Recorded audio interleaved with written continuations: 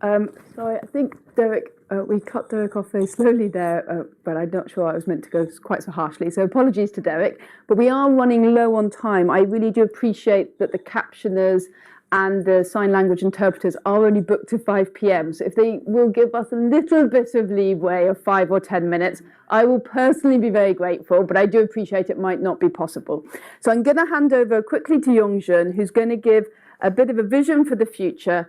And then Brian and Richard are going to give us some closing remarks and comments, and then hopefully we can wrap up. Yogi and I are just going to get out of the way so that Yongjun has the stage. Yogi, come here. Yogi doesn't like leaving the limelight. Thanks, Kathy. Good afternoon, everyone. I'm Yongjun Jo, Associate Professor of Computational Physiology and Intelligence, and also Director of MSc in Disability Design and Innovation. Actually, it was just such a great pleasure having Derek and many other disability innovation pioneers in our master program. And in this talk, we will be mainly discussing how AI, quite hot topic, artificial intelligence, can be useful for people with disability, all of us in many different everyday life situations. AI is now everywhere, right? And it seems like AI has suddenly appeared all at once, like a famous movie title.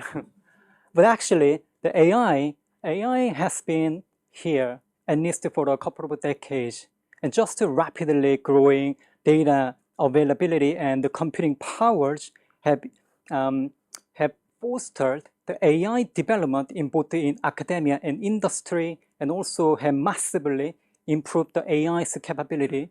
So that's why we have been seeing numerous applications out there. The current fast-paced trend and the nature of AI can influence our thoughts and how we behave without giving us much time to think about it. So many theorists, philosophers, and regulators have been quite concerned about the negativity of AI. Like the current very popular generative AI, like ChatGPT, generating text, could be used for like fake accounts in social media. So it needs careful consideration of regulation and ethics. But in this talk, I would like to, and also in this panel session, I would like to mainly draw our attention to the positive side of AI, especially the fact that many researchers, scientists, and engineers have been developing AI for social good to drive healthy lives and to promote independence. So, what is AI, by the way? What is AI? AI is machine's intelligence, so machine's perception, synthesis, and inference of information. While there are a vast variety of fields and topics within AI, a recent study investigated the positive socially beneficial outcomes of AI with Sustainable Development Goal experts. And then results show that the AI can actually possibly positively contribute to 79% of all SDG targets, like 169 SDG targets, including those under the Goal 3, ensuring healthy lives and promoting well-being for all. So for example, AI-powered health analysis can improve our holistic understandings of non-communicable disease that often cause disability. Also, AI-infused daily products like speech-to-text, transcription and translator apps have been greatly improving accessibility in many contexts, including education. And when it comes to disability innovation, I must highlight that AI has already started empowering assistive technology that help us to augment our capability and promote independence. Some of the recent global reports, like public reports, including WHO, UNICEF Global Report on Assistive Technology, which we GDI also have contributed to, highlight and introduce some of the promising emerging assistive technology that are powered by AI. So many of them are designed for people with physical disability. Some examples include computer vision-driven sign language interpreter and street route optimization algorithms for visually impaired users, and also smart prostheses for regulating thermal comfort. And there are also more sophisticated technologies, including smart assistive living home with social robots and brain-computer interface we can wear for enhancing our mobility and the communication.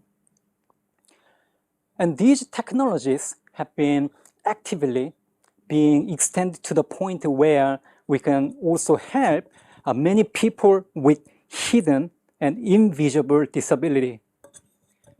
Mental and neurodevelopmental disorders, for example, are one of the top leading cause of disability, including anxiety disorder and dementia. And AI storytelling, for example, has been proven to be very helpful for people with dementia in recollecting our memory. And also my group has been very actively developing and investigating the self-tracking and self-care assistive technologies, and they are powered by wearable biosensors and also physiological computing, including brain-computer interface. And but still, while they are being validated in labs, they can possibly improve our interoceptive awareness of our body and enhance our self-motivation for feeling good and drive positive behavior change. AI is not only directly influencing or improving assistive technology, but also can help many individuals and family members to find the useful information about assistive technology and to choose the right products and the service quite easily, more easily. This is called the information seeking journey. And indeed, we have been working on this topic a couple of years now. And one of the crucial points is that, probably we know this, information about assistive technologies are really fragmented across different sources, including academic publication and many stakeholder websites. And in our recent study on the current information seeking practice and challenge, we worked with a group of people with motor neuron disease, which progressively weaken our muscle and nerves, and evidence-based information turns out to be one of the top priority for the group. But current search engine like Google or Bing and others have been often giving us like promotional material and others, which are quite biased, right, and lacking some evidence. And here I argue that AI, and especially large language models, can possibly address such a situation, could help address the situation by giving us the right information with sufficient supportive evidence efficiently. So we collaborated, we co-created and evaluated our very first information-seeking agent together with people with disability, and we are just about to launch our beta version, which we hope will impact many of us. To conclude, there are many application, AI application, which could possibly used for negative purpose, like perhaps manipulating our language or our general public conversation. So that which needs some careful consideration, take care of ethics and ethical consideration. But AI can be greatly beneficial for many people in need, enhancing our understandings of our body and our psychophysiological needs to innovate assistive technology and also the provision of such technology for both physical and also mental disabilities. This can empower many individuals and help us to take control of our health and independence, in turn fostering everyone's participation in every facet of society. Thank you.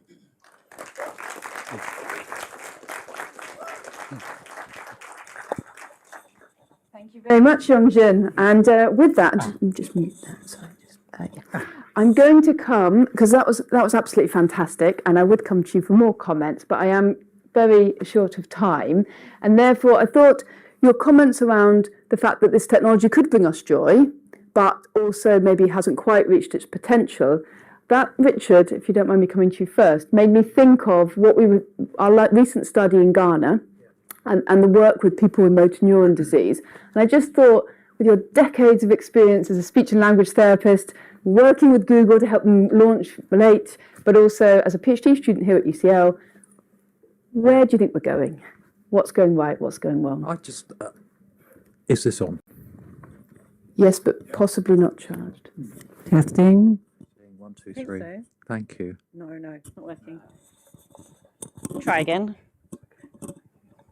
I just wanted to, first of all, I've been really inspired by this conference. I watched it remotely, then I came here and I was just writing down notes and just like, it's just so lovely to hear all these different voices to talk about stuff that actually what we all want to do is to help and actually be useful and actually to help people lead their lives. And that's what I signed up to for.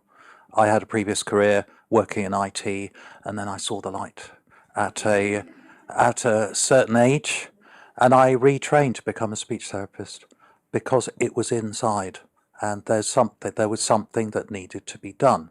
And I just, ended up doing a master's. I've worked with Kathy, and now I'm doing a PhD, and it's all about the same stuff. It's all about the same stuff, and I'm working with Google as well, and that's all about the same stuff. And Tom Shakespeare, I was just writing like crazy. He was amazing. Everyone's amazing. Tom's amazing. And he said something that really got me thinking. He said that assistive technology is not about technology. And I loved that. I loved that because actually assistive technology is about people. That was his point. It's like people first, everything else around them. Everything else. And also I heard some lovely talks, and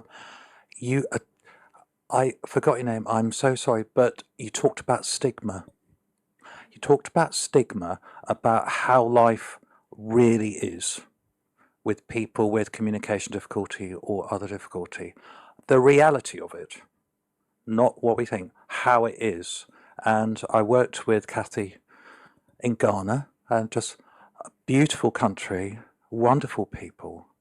And lots and lots of difficulties and challenges, very, very strong people, and kind of heard firsthand what it is to live in a country like Ghana and like many places with cerebral palsy and with speech that is different. And stigma is redefined in my mind completely, hearing it firsthand. So, there's the question is about AI. The question is about AI. What can AI give us? Well, it's not about the technology either, in my view. It's about us. It's about how we use it.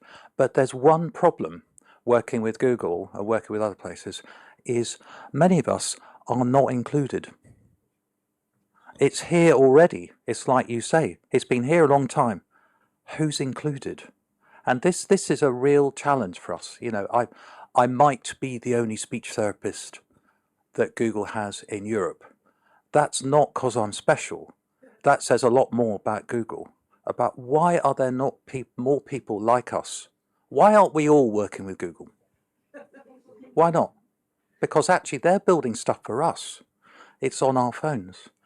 And you know, my area of interest, there are so many areas of interest, but my area of interest is speech recognition.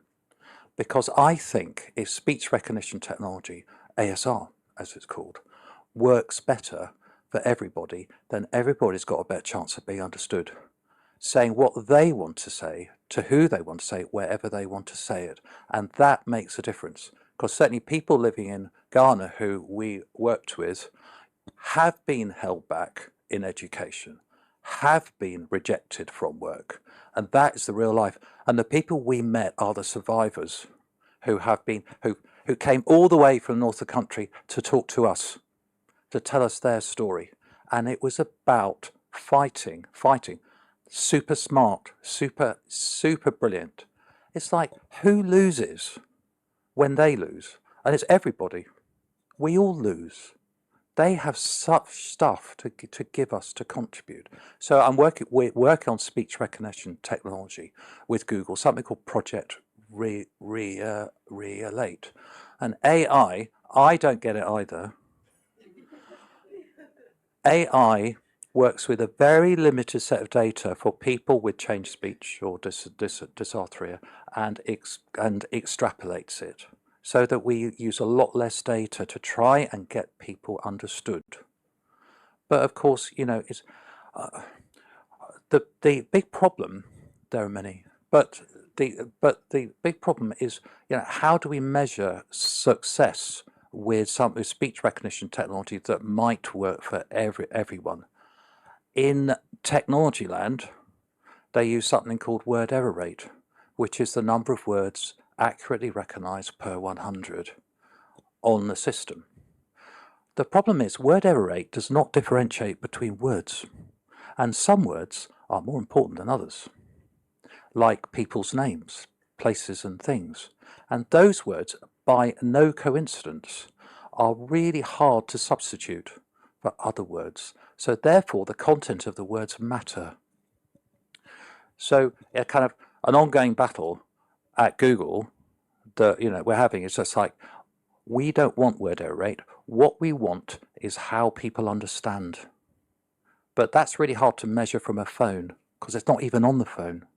So we've got that. And of course, it's only in English, which is another problem. Which is how many people do we want to exclude by this product?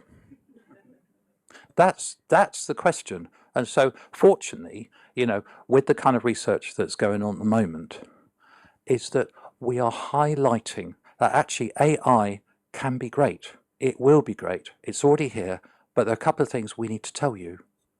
We need to be involved because it's never going to work unless you understand what the real deal is. And by the way, make it work in the language I want to use. Thank you, Richard. Thank you so much for that contribution. And we are still delighted that Google does make the product. We just give poor Chris and co a hard time to make it a little bit better. If the interpreters would just stay a few more minutes, I am going to give our good friend Brian the final word on what you think is the future of disability innovation, given your journey thus far as an innovator. Over to you. No pressure. Thank you, Kathy. I think I will just echo everyone's words. It's such a pleasure to be here. I think the first time I saw the invite for this event, I was like, Innovation Summit, like a whole event just about innovations. And I think this is just wonderful where we can have conversations and everyone can show exactly how they're innovating for disabilities. And previously it was just a very small, I think most of the conferences I've been in, it's just a very small topic of 10 minutes. But now this is a 2-day conference of disability innovations, which I think that is the future where we can have such conversations. And so my name is Brian Mwenda, and I lead a team at HopeTech, and we're building mobility solutions for visually impaired people and blind people. And started the work 7 years ago in Kenya. And the idea that we had was, how do we give independence of mobility to people with sight loss? So in Kenya, I think most people have access to just a white cane. I've been trying to find a guide dog in Kenya. I've never seen one. And the shocking thing is that there's only like 20,000 guide dogs in the whole world for like 300 million people, which is really not good. And I talked recently with somebody with a guide dog. It took them 6 months for the dog to be trained, another 6 months to train with the dog. And then it's of course very expensive to maintain and even to get the dog. So such kind of accessing assistive technologies for mobility is the problems that we're trying to address at HopeTech. And we've just been building from Kenya, and we're now based in the UK and in Austria, trying to find the product market fit for our technologies, and also trying to find the right problem solution fit.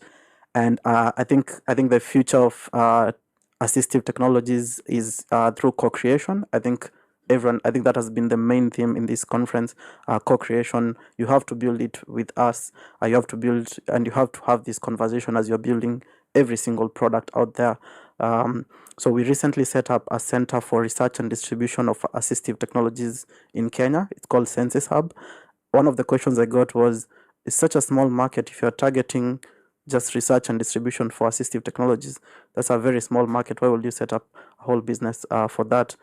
And the answer is that every single product that is being developed in Kenya needs to be accessible. So if you look at it that way, then it's a whole huge market where every single product needs a space where they can come and ask persons with disabilities questions. Is our product accessible? It can be tested, and that's the kind of space we've set up. And I think we have loads of information about that online, and I'd be willing to chat after this about the amazing work we're doing in Kenya and with HopeTech here. Thank you so much, Kathy.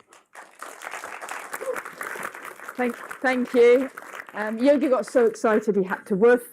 I would like to say a very special thank you to the sign language interpreters and the captioners for being patient and for staying with us. I would also like to invite everybody who's in the room to come to the front of the room, and we'll take a big photo at the end. And thank you one and all. I think I opened it by saying I was very honoured and very privileged to invite you here to UCL. I'm way more honoured and privileged now that the event has happened. Tech issues or not, I don't care. I've had a great time. I hope you've had a great time. I hope you've had at least one of those conversations you disagreed with. I had one with Sujatha. I hope you've had one of those conversations that are going to keep going. I keep having those with Sujatha. So let's continue those, and I look forward to seeing you down here for a photo in a minute. Thanks a million, and thank you again.